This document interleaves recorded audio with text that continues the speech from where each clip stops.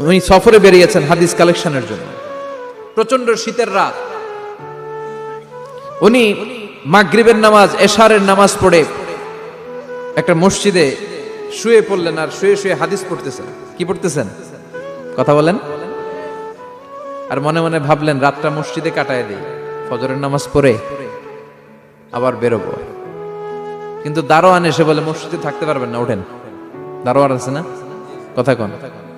আহমদ ইবনে হাম্বল বললেন আমি শুধু রাতটা থাকতে চাই, আমি তো ফজরেরও মুসল্লি, ফজর নামাজ পড়বো তো এই মসজিদে, আমার থাকতে দাও। দারোয়ান তো দেয় না, কেনা মসজিদে থাকার জায়গা না, যান মিয়া। উনি যে আহমদ ইবনে হাম্বল এটা চিনে নাই, থাকতে দেয় না। কি করবে এখন? উনি কাঁথা গুছিয়ে হাদিসের কিতাব নিয়ে কাঁধের মধ্যে ব্যাগ নিয়ে মসজিদ থেকে বের হয়ে গেলেন। কি আর করবেন, প্রচন্ড শীত, আর কাঁপতেছেন, বুড়ো মানুষ। পথিমধ্যে দেখলেন বাজার, বাজার একজন খাব্বাজ, শাবুন খাব্বাজ, যুবক রুটি বিক্রেতা। সে রুটি বিক্রি করে, চুলার মধ্যে রুটি সেকে। সে যে সালাম দিল আসসালামু আলাইকুম, যুবক বলে ওয়ালাইকুম আসসালাম। আহমদ ইবনে হাম্বল বলে যুবক আমার যাওয়ার জায়গা নেই, সফরে বেরিয়েছি, খুব শীতে কষ্ট পাচ্ছি, রাতে যদি তোমার এই চুলা থেকে একটু আগুন পোহাই কোনো সমস্যা? যুবক বলে না না সমস্যা না, আহলান ওয়া সাহলান, খোশ আমদেদ, আসেন আসেন, আপনি আগুন পোহাইলে আমার সমস্যা কি? সুবহানাল্লাহ পড়েন। আল্লাহ শুকরিয়া করে উনি বসলেন আর আগুন পোহাচ্ছেন। আর খেয়াল করলেন যুবক রুটি বানায় আর পরে আস্তাগফিরুল্লাহ, রুটির দলা বানায় পরে আস্তাগফিরুল্লাহ, খামির বানায় আর পরে আস্তাগফিরুল্লাহ, রুটি নিয়ে উনুনের ভিতরে চুলার ভিতরে সেকা দেয় আর পরে আস্তাগফিরুল্লাহ। দোকানদারের কাছে কেউ আসলেই সে রুটি দেয় আর পরে আস্তাগফিরুল্লাহ। ক্রেতার কাছ থেকে টাকা নিয়ে ক্যাশ বক্সে রাখে আর কি পড়ে, আবার রুটি বানানো শুরু করে আর কি পড়ে, খালি এইটাই পড়তেছে। ইমাম আহমদ ইবনে হাম্বল তো অবাক, কিরে এটা আবার কেমন যুবক, খালি আস্তাগফিরুল্লাহ। উনি প্রশ্ন করলেন যুবক ঘটনা কি? আসার পর থেকেই তোমার দেখতেছি তুমি রুটি বানাও, রুটি বিক্রি করো আর পড়ো আস্তাগফিরুল্লাহ, মালাকা ইয়া শাবাব। যুবক বলে আস্তাগফিরুল্লাহ আমার সবচেয়ে বেশি পছন্দের আমল, আমি সব সময় আঠার মতো ইস্তেগফারের সাথে লেগে থাকি আর সব সময় পড়তে থাকি আস্তাগফিরুল্লাহ, আর এর বদৌলতে আল্লাহ আমারে মুস্তাজাবুদ দাওয়া বানিয়ে দিয়েছে। আহমদ ইবনে হাম্বল তো অবাক, আনতা মুস্তাজাবুদ দাওয়া, তুমি মুস্তাজাবুদ দাওয়া, রুটিওয়ালা। আমি এত বছর হাদিস পড়াই, আমিও তো মুস্তাজাবুদ দাওয়া না, আর তুমি রুটি বেচো বাজারে, তুমি মুস্তাজাবুদ দাওয়া, তুমি দোয়া করলে সব কবুল হয়ে যায়। যুবক বলে না আনা মুস্তাজাবুদ দাওয়া, আমি আমার জীবনে যত দোয়া করেছি কবুল করে নিয়েছে কে? সব দোয়া কবুল করে নিয়েছে আল্লাহ, একটা দোয়া ছাড়া। কয়টা? আহমদ ইবনে হাম্বলের কৌতূহল, কিউরিসিটি আরো বেড়ে গেল। কি? সব দোয়া কবুল হয়েছে, একটা দোয়া ছাড়া। মাযালিকা দুআ ইয়া শাব, কি সেই দোয়া? যুবক এবার বলতে শুরু করলো আমার জীবনে যে দোয়াটা আল্লাহ কবুল করে নাই সেটা হচ্ছে আমি আল্লাহর কাছে অনেক চেয়েছি, অনেক দোয়া করেছি যে আল্লাহ শুনেছি এই জামানার সবচেয়ে বড় মুহাদ্দিস, তার নাম নাকি ইমাম আহমদ ইবনে হাম্বল। আল্লাহ তোমার কাছে আমার চাওয়া আমি যেন এই ইমাম আহমদ ইবনে হাম্বলরে দেখে মরতে পারি, আমি যেন ইমাম আহমদ ইবনে হাম্বলের হাতে হাত রেখে মুসাফা করতে পারি আর তার কপালে একটা চুমু এঁকে দিতে পারি। আহমদ ইবনে হাম্বল আবেগপ্রবণ হয়ে গেলেন, চোখের পানি ছেড়ে দিলেন, বললেন যুবক তোমার এই দোয়াটাও কবুল হয়ে গিয়েছে। আহমদ ইবনে হাম্বলের দেখা আর সাক্ষাৎ পাওয়ার জন্য আহমদ ইবনে হাম্বলের বাড়িতে তোমার যাওয়ার দরকার নাই, আহমদ ইবনে হাম্বল তোমার দরবারে ছুটে এসেছে। আনা আহমদ ইবনে হাম্বল মুহাদ্দিসুদ দাহর, আমি নিজেই আহমদ ইবনে হাম্বল। যুবক চোখের পানি ছেড়ে দেয়, আহমদ ইবনে হাম্বল চোখের পানি ছেড়ে দেয়। যুবক চিৎকার মেরে ইমাম আহমদ ইবনে হাম্বলকে জড়িয়ে ধরে, হাতে হাত রেখে মুসাফা করে, কপালের মধ্যে চুমু খায় আর আল্লাহর শুকরিয়া করে বলে ও ইমাম আসলে এই দোয়াটাও আল্লাহ আজকে কবুল করে নিল। বিশ্বাস হয়? সবসময় ইস্তেগফার পড়লে আপনার দোয়াগুলোর এইভাবে কবুল করে নিবে কে? এই পাঁচটা জিনিস পাবেন সবসময় যদি ইস্তেগফারের সাথে লেগে থাকেন। রাজি আছেন তো? এজন্য বিশ্বনবী সব সময় নামাজে সালাম ফিরানোর পরে পড়তেন আস্তাগফিরুল্লাহ। কি পড়তেন? 3 বার পড়তেন আস্তাগফিরুল্লাহ, আস্তাগফিরুল্লাহ, আস্তাগফিরুল্লাহ। পড়তে রাজি আছেন? ইস্তেগফারের অনেকগুলো আলফাজ আছে, সবচেয়ে ছোট ইস্তেগফার হচ্ছে এটা আস্তাগফিরুল্লাহ, আস্তাগফিরুল্লাহ। আরো আছে আস্তাগফিরুল্লাহ আল্লাযী লা ইলাহা ইল্লা হুয়াল হাইয়ুল কাইয়্যুম আতুবু ইলাইহি। বিশ্বনবী বলেন এই ইস্তেগফারটা যদি কেউ পড়ে, আত-তাওয়াল্লি মিন ইয়াউমিজ যাহাফ, যুদ্ধের ময়দান থেকে পালিয়ে আসা কবিরা গুনাহ। কি গুনাহ?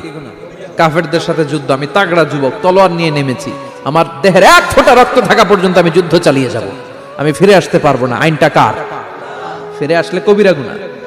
বিশ্বনবী বলেন যুদ্ধের ময়দান থেকে ফিরে এসেছে এরকম কবিরা গুনাহ অবলম্বনকারীও যদি আস্তাগফিরুল্লাহ আল্লাযী লা ইলাহা ইল্লা হুয়াল হাইয়ুল কাইয়্যুম ওয়া আতুবু ইলাইহি পড়ে, ওই কবিরা গুনাহকারীকেও ক্ষমা করে দিবে কে? পড়তে রাজি আছেন তো? আবার সাইয়েদনা আবু বকর বললেন, ইয়া রাসূলুল্লাহ আল্লিমনি দুআআন আদউ বিহি ফি সালাতি, এমন দোয়া আপনি আমারে শিক্ষা দেন যে এই দোয়াটা আমি নামাজে পড়তে পারি। বিশ্বনবী বললেন, পড়ো আল্লাহুম্মা ইন্নী যালামতু নাফসি যুলমান কাসীরান ওয়া লা ইয়াগফিরুয যুনুবা ইল্লা আনতা ফাগফিরলি মাগফিরাতাম মিন ইনদিক ইন্নাকা আনতাল গফুরুর রহিম। সুবহানাল্লাহ পড়েন। এটাও ইস্তেগফার। আমরা এটার বলি দোয়া মাসুরা, সালাম ফেরানোর আগে পড়ি না? যেখানেই ক্ষমা চাওয়ার কথা আছে ওইটারই কি বলে? ইস্তেগফার। আল্লাহুম্মা ইন্নী যালামতু নাফসি, আল্লাহ জুলুম করেছি, যুলমান কাসীরা, অনেক জুলুম, ওয়ালা ইয়াগফিরুয যুনুবা ইল্লা আনতা, তুমি ছাড়া এই গুনাহ ক্ষমা করার তো কেউ নাই। ফাগফিরলি মাগফিরাতাম মিন ইনদিক, তোমার দয়ায় আমারে ক্ষমা করে দাও। ইন্নাকা আনতাল গফুরুর রহিম, তুমি হলা ক্ষমাশীল। ঠিক কি না? এটাও ইস্তেগফার, এটাও পড়বেন। আর এই সব ইস্তেগফারের শ্রেষ্ঠ ইস্তেগফারের নাম সাইয়্যিদুল ইস্তেগফার। যত ইস্তেগফার হতে পারে এর মধ্যে সবচেয়ে শ্রেষ্ঠতম ইস্তেগফার নাম কি? কথা কন। বুখারীর বর্ণনা, শাদ্দাদ ইবনে আউস রাদিয়াল্লাহু তাআলা আনহু বর্ণনা করেন, এই সাইয়্যিদুল ইস্তেগফার দিনের বেলা যে পড়বে ওই দিনে মারা গেলে সে জান্নাতি। এই সাইয়্যিদুল ইস্তেগফার রাতের বেলা যে পড়বে ওই রাতে যদি ইন্তেকাল হয় ওই লোকটা জান্নাতি। মুখস্থ আছে না? কার কার মুখস্থ হাত তুলেন। মাশাআল্লাহ, তাবারাকাল্লাহ, মাশাআল্লাহ, মাশাআল্লাহ। আর যাদের নাই তাদের হোমওয়ার্ক, তাদের আল্লাহুম্মা আনতা রাব্বি লা ইলাহা ইল্লা আনতা খলাকতানি ওয়া আনা আবদুক ওয়া আনা আলা আহদিকা ওয়া ওয়া'দিকা মাস্তাতা'তু আউযু বিকা মিন শাররি মা সানা'তু আবুউ লাকা বিনি'মাতিকা আলাইয়া ওয়া আবুউ লাকা বিযামবি ফাগফিরলি ফাইন্নাহু লা ইয়াগফিরুয যুনুবা ইল্লা আনতা। সুবহানাল্লাহ পড়েন। আজকে রাতে পড়ছেন, মারা গেলে জান্নাতি। চিল্লায় পড়েন না আল্লাহু আকবার। এজন্য বিশ্বনবী বলেন আমার আগের গুনাহ মাফ, পরের গুনাহ মাফ, তারপরেও প্রতিদিন আমি 70 বার তওবা ইস্তেগফার পড়ি। আজকে থেকে পড়তে রাজি আছেন তো? বেশি বেশি ইস্তেগফার পড়া যাবে না? একটু প্রাণ খুলে দিল খুলে আওয়াজ করে পড়েন তো আস্তাগফিরুল্লাহ। আর জোরে পড়েন আস্তাগফিরুল্লাহ। আবার সবাই পড়েন আস্তাগফিরুল্লাহ। সব সময় তওবা ইস্তেগফার যারা পড়ে তাদেরকে পছন্দ করে কে? সব সময় জিকির করে করে জিহ্বাটারে যারা ভিজিয়ে রাখে তাদেরকেও পছন্দ করে কে? আল্লাহ বলেন ওয়াজকুর রাব্বাকা ফি নাফসিকা তাদাররুআন ওয়া খীফাতান ওয়া দুনাল জাহরি মিনাল কওলি বিল গুদুবি ওয়াল আসাল ওয়া লা তাকুম মিনাল গাফিলিন। সুবহানাল্লাহ পড়েন। আল্লাহ বলেন ওয়াজকুর রাব্বাকা ফি নাফসিক, আল্লাহরে মনে মনে ডাকো। তাদাররুআন ওয়া খীফা, আল্লাহর জিকির করতে আল্লাহ বলেছেন ফি নাফসিক। বুঝতেছেন না অর্থ? ফি নাফসিকা, মনে মনে আল্লাহর জিকিরটা করো। তাদাররুআন ওয়া খীফা, তাদাররুআন মানে বিনয়ের সাথে, with full of humility, submission and humbleness, বিনয়ের সাথে আল্লাহরে ডাকো। ওয়া খীফা, গোপনে গোপনে ডাকো। দুনাল জাহারি মিনাল কওল, চিৎকার চেঁচামেচি করে ডেকো না। কার কথা? আওয়াজ করে জিকির করো না। এই যে আমরা মাহফিলে লা ইলাহা ইল্লাল্লাহ জিকির করে, এটা তালিমান। উদ্দেশ্য কি? তালিমের জন্য আওয়াজ করে জিকির জায়েজ আছে, কিন্তু ব্যক্তিগত জিকিরের যে ইবাদতটা এটা আস্তে আস্তে হইতে হবে, এটা ভদ্রভাবে হতে হবে, চিল্লাচিল্লি করে নয়। আবার তালিমের জিকির ওইটাও ভদ্রভাবে। ইন্নাল্লাহা জামিল ইউহিব্বুল জামাল, আমার আল্লাহ সুন্দর, আমার আল্লাহর জিকিরের মধ্যেও সৌন্দর্য আছে না নাই? কিন্তু এদেশে জিকিরের ভেতরে লাফালাফি আছে না নাই? বেশি না কম? কি বসেন বসেন, হ্যাঁ বসে যান তো, অনেক ধরনের আছে জিকির। হ্যাঁ বসেন বসেন, বসে যান। হ্যাঁ হাইবার আলী, এটা কি আবার জালালি? তো এই যে ইন্নাল্লাহা জামিল ইউহিব্বুল জামাল, আমার আল্লাহ সুন্দর, আমার আল্লাহর জিকিরের মধ্যেও সৌন্দর্য আছে না নাই? তালিমের উদ্দেশ্যে সবাই মিলে জিকির করা যায়, কিন্তু চিল্লাফাল্লা করা যাবে না, লাফালাফি করা যাবে না, মাথা ডানে বায়ে ঝোলানো যাবে না, ঠিক কি না? কিন্তু লাফালাফির জিকির আছে না নাই? লাফাইতে লাফাইতে, হ্যাঁ, গাছের আগায় বাঁশের আগায়, আবার যিনি জিকির পরিচালনা করে ওনার কান্দে যাই ওঠে, আছে না নাই? বিশ্বনবী সাহাবাদের নিয়ে জিকির করছেন, সাহাবারা লাফাতে লাফাতে খেজুর গাছের আগায়, হাদিসে আছে না এটা? বিশ্বনবী সাহাবাদেরকে নিয়ে জিকির করছেন, লাফাতে লাফাতে আবু বকর বিশ্বনবীর কান্দের উপরে, আছে হাদিসে আছে। এটা জিকির নয়। কি সুন্দর দেখেন, ইসলাম বোঝা কত সহজ। ওয়াজকুর রাব্বাকা ফি নাফসিকা তাদাররুআ ওয়া খাইফা, গোপনে জিকির করো, ভদ্রতার সাথে বিনয়ের সাথে জিকির করো।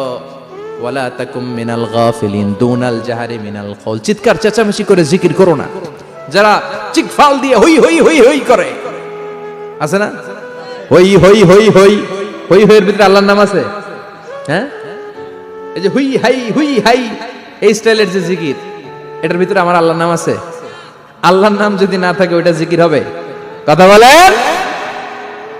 বিষ্ণু বললেন, খবরদার, চিৎকার চেঁচামেচি করে লাফালাফি করে যারা জিকির করে এরা মনে করে আল্লাহ কানে শোনে না। কথা বলেন। আপনি গোপনেও আল্লাহর ডাকলে আপনার ডাকে সাড়া দিবে কে? এজন্য রাব্বুল আলামিন বলেন, ফাযকুরুনি আযকুরকুম ওয়াশকুরুলি ওয়ালা তাকফুরুন। বান্দা আমার জিকির তোমরা করো, আমিও তোমাদের জিকির করব, ঠিক কি না? আমরা যদি আল্লাহর জিকির করি আমাদেরও জিকির করে কে? সুবহানাল্লাহ কইবেন না? আমরা আল্লাহর জিকির করে, আল্লাহ নাকি আমাদের জিকির করে, জানো তো না কথা এটা? আবার হাদিসে কুদসিতে আল্লাহ বললেন, ফাইন যাকারানি ফি নাফসি যাকারতুহু ফি নাফসি। আমার বান্দা যদি একা একা আমার জিকির করে, আমি আমার বান্দার একা একা স্মরণ করি। ওয়া ইন যাকারানি ফি মালাইন যাকারতুহু ফি মালাইন খায়রিম মিনহু। এরকম মহা সম্মেলন করে যদি কেউ আমি আল্লাহর জিকির করে, আমি এর চেয়েও বড় মহা সম্মেলন ফেরেশতাদেরকে নিয়ে করে আমার বান্দারে স্মরণ করি। ওয়া ইন তাকাররাবা ইলাইয়া শিবরান তাকাররাবতু ইলাইহি যিরাআন। আমার বান্দা যদি আমার দিকে এক বিঘত আসতে চায়, আমি আমার বান্দার দিকে এক হাত এগিয়ে যাই। আমার বান্দা যদি আমার দিকে এক হাত আসতে চায়, আমি আমার বান্দার দিকে দুই হাত যাই। ওয়া ইন আতানি ইয়ামশি আতাইতুহু হারওয়ালা। আমার বান্দা যদি আমার দিকে হেঁটে হেঁটে আসতে চায়, আমি আমার বান্দার দিকে দৌড়ে দৌড়ে যাই। সুবহানাল্লাহ পড়েন। এজন্য বিশ্বনবী বলেন, লা ইয়াজালু লিসানুকা রাতবাম মিন যিকরিল্লাহ। আল্লাহর জিকির দিয়ে জিহ্বাটারে ভিজিয়ে রাখবা। কার কথা? চিল্লায় বলেন, কার কথা? সবসময় আল্লাহর জিকির করতে রাজি আছেন তো? সবচেয়ে শ্রেষ্ঠ জিকির বিশ্বনবী বললেন, আফদালুয যিকরি লা ইলাহা লা ইলাহা লা ইলাহা ইল্লাল্লাহু মুহাম্মাদুর রাসূলুল্লাহ সাল্লাল্লাহু। সবচাইতে শ্রেষ্ঠ জিকির লা ইলাহা, এর চেয়ে শ্রেষ্ঠ জিকির আছে? কথা বলেন। বিশ্বনবী বললেন, মান ক্বালা লা ইলাহা ইল্লাল্লাহ সিদকান মিন কলবিহি, একনিষ্ঠতার সাথে অন্তর থেকে কেউ যদি জীবনে একবার বলে লা ইলাহা ইল্লাল্লাহ, দাখালাল জান্নাহ। তার যদি পাপ থাকে, অন্যায় থাকে, ওই পাপ আর অন্যায়ের শাস্তিগুলার পরে কোনো না কোনো দিন আমার ওই বান্দা জান্নাতে ঢুকবে। একবার যদি খালিসান মিন কলবিহি সে পড়ে লা ইলাহা ইল্লাল্লাহ, তার জন্য জান্নাতকে অবধারিত করে দিয়েছে কে? আবার এটার নাম আল্লাহ দিয়েছে কালিমায়ে। কথা বলেন। দরাবাল্লাহু মাসালান কালিমাতান তাইয়িবাতান কাশাজারাতিন তাইয়িবাতিন আসলুহা সাবিতুন ওয়া ফারউহা ফিস সামা। সুবহানাল্লাহ। পবিত্র বাণী এটা কালিমায়ে তাইয়িবা। আবু সাঈদ আল খুদরি থেকে বর্ণিত, মুস্তাদরেকে হাকিম আর সহিহ ইবনে হিব্বানে এসেছে। বিশ্বনবী বলেন, মুসা আলাইহিস সালাম আল্লাহর একবার প্রশ্ন করলেন, ইয়া রাব আল্লিমনি দুআআন আদউ বিহি। আপনি আমার এমন একটা জিকির শিক্ষা দেন যে জিকির দিয়ে আমি শুধু আপনার জিকির করব, কেউ এই জিকির করতে পারবে না। এই জিকির জানবো শুধু আমি, আর জানবেন। কথা কোন? প্রশ্ন করছে কে? হ্যাঁ, কাকে করেছে?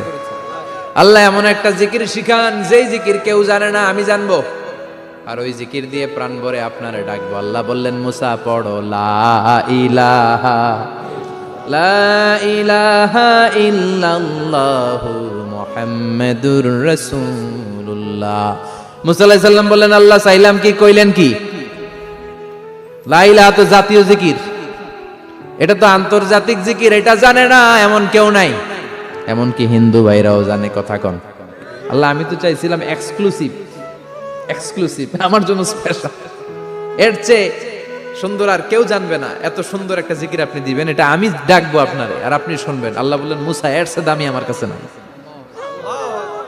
লাউ তাদউ লা ইলাহা ইল্লাল্লাহ ফি কাফা, লা ইলাহা রে যদি মুসা এক পাল্লায় রেখে দাও, ওয়াস সামাওয়াতু সাবউ ওয়াল আরদিন, সাত আকাশ সাত জমিন যদি আরেক পাল্লায় রেখে দাও, লা ইলাহা এক পাল্লায়, সাত আকাশ সাত জমিন আরেক পাল্লায় ওজন যদি দাও, লা রাজাহাত কাফাতু লা ইলাহা ইল্লাল্লাহ, মুসা দেখবা মুহূর্তের মধ্যে লা ইলাহা ইল্লাল্লাহর পাল্লা ভারী হয়ে গেছে। সাত আকাশ সাত জমিন এক পাল্লায়, শুধু লা ইলাহা ইল্লাল্লাহ আরেক পাল্লায়, মুহূর্তে লা ইলাহার পাল্লাটারে ভারী করে দিবে কে? এটা বিপ্লবী বাণী। আমরা এটার ভিক্ষার মধ্যে লাগাইছি। এখন ভিক্ষা করার সময় লা ইলাহা আছে না নাই? একটা টাকা দিয়া যান, আমি গরিব ইনসান আর সমান, একটা টাকা দিয়া যান, আমি গরিব ইনসান, আছে না নাই? জুমার নামাজের সময় ভিক্ষা করে, একটা টাকা দিয়া যান, আর লা ইলাহার জিকির লগে, আছে না নাই? এটা আমরা ভিক্ষার জিকির বানাইছি, এটা তো বিপ্লবী বাণী। এই বাণীর পক্ষে যারা, তারা ন্যায় আর সত্যের পক্ষে চিল্লায় বলেন ঠিক কিনা? এই বাণীতে যারা বিশ্বাস করে, তারা এক আল্লাহর সামনে মাথা নত করে দেয়। গোটা পৃথিবীর কোন শক্তির সামনে ওই মাথা নত হয় না, ঠিক কিনা? এই লা ইলাহা যারা আমরা মানি, আল্লাহ ছাড়া কারো সামনে মাথা নত করব? কোন শক্তি আমাদের মাথা নত করাতে পারে? এই কালেমার আন্দোলন যারা করে, তারা আল্লাহ ছাড়া পৃথিবীর কাউরে ভয় পায় না। আর তারা চায় কালেমার পতাকা পৃথিবীর মধ্যে যেন পথ করে উড়ে, ঠিক কিনা? বাংলার জমিনে কালেমার পতাকা উড়ুক, আমরা চাই কি চাই না? কোনো একদিন এ দেশের আকাশে কালিমার পতাকা উড়বে, সেদিন সবাই খোদাই বিধান পে দুঃখ বেদনা ভুলবে।